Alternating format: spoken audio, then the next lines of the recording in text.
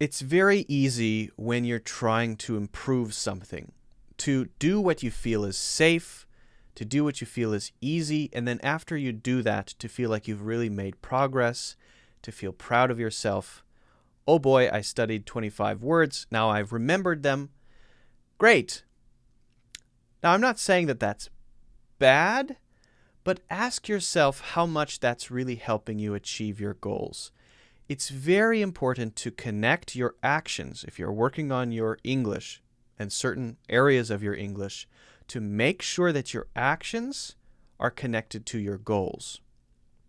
So is learning 25 words connected to your goal if your goal is to memorize a bunch of words? I would say yes. Those are very closely connected. Knowing the words and remembering the words, those are connected. Is memorizing 25 words connected to your goal of becoming fluent in English? Maybe not so much. Maybe doing that and feeling good about yourself is just a way to stay in your comfort zone. But are you really getting better at speaking? Ask yourself that. So what I want to talk about is the importance of struggle, how you improve your English through struggle, and why struggle is actually a good thing. Struggle is an essential part of improvement. And I'd like you to think about your own experience. Think about anything that you're good at. Why are you good at anything that you're good at? That seems like a silly question at first. Why are you good at what you're good at? But think about it. I'll bet most of the things that you're good at, you got good at through some level of difficulty, some level of struggle, and that you weren't just casually learning in the most comfortable possible way. I'll bet there were moments when it was a little painful, when you felt that uncomfortable feeling of, I can't do this well. And then you pushed beyond it and improved. You pushed through struggle. So the best way to think about it, I think, is that struggle is kind of like a mountain, climbing up a mountain. If you feel constantly a little out of breath and you feel like you're a little tired and you're breathing heavy and you're sweating a little bit, you are pushing yourself, right? The next step is not easy to take, but it's not impossible either. Well, then you're getting in better shape. You're improving your strength. But if you're just slowly walking down the road, a flat road like this, you're moving, you're burning some calories, but are you getting stronger? Are you getting in better shape? Maybe not so much. So then go back to what things helped you improve in your life. What are you good at? And what did you have to do to get there? I'll bet you had to struggle. So when it comes to learning English, the important thing is to first identify what things you have to do that will actually have an impact on where you're trying to get. That's the first step, right? So struggle is necessary. We want to struggle. I want you to push yourself outside of your comfort zone. I want you to feel like you're climbing up a mountain or hiking up a mountain. It's a little difficult. But not doing things that don't have an impact or are useless or are a waste of time. For example, if you wanted to remember the etymology of 10 words, the etymology is the sort of history and background of the words. It comes from Greek, and then before that it had this origin and the whole history. That might be difficult to remember all of that. Is that useful? No. That has almost no connection to your goal of wanting to improve your English, your spoken English. Almost no connection, right? So what kinds of things do have an impact? Well, talking with people, having conversations, maybe reading books, maybe writing a blog, doing things with English, or learning English in a more active way, not just remembering 25 words, but making sentences with each of the 25 words that you're learning, right? Remembering them actively. So first you want to identify the things that are going to get you where you want to go.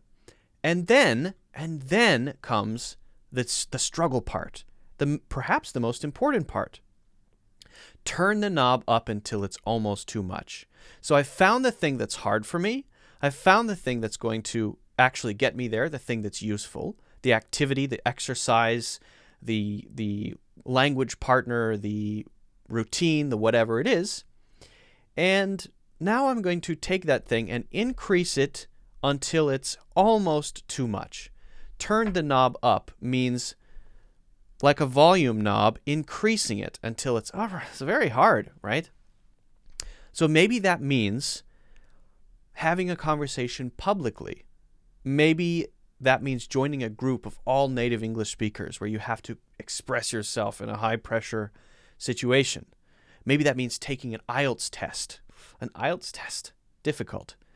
Doing something like that, which puts you in a position of feeling like it's almost too much, but not quite. If it's too much, you'll feel overwhelmed. If it's not enough, it's too easy, and you're not improving. So I want you to then think about now a couple of things you can do, a couple of activities that you can do, which really have an impact on your progress, and then think about how you can increase those in difficulty, turn the knob up until they're almost too much so that you feel, oh, that's a big challenge. It's a big struggle.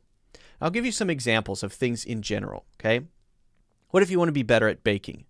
Well, instead of just baking by yourself, bake for your friends.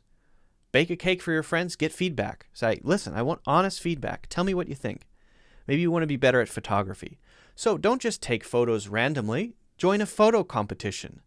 See if you can win. See if you can get third place. Measure yourself. Maybe you want to be better at public speaking. Start a YouTube channel. Speak in public. Join an event like Toastmasters or a group like Toastmasters. Do something that has some external pressure. Maybe you want to improve your writing. Don't just sit there and write by yourself. Write a blog. Challenge yourself. Maybe you want to be more fluent. Meetup events are great. Join some meetups. Join a class. Do a one-to-one class with a native English teacher.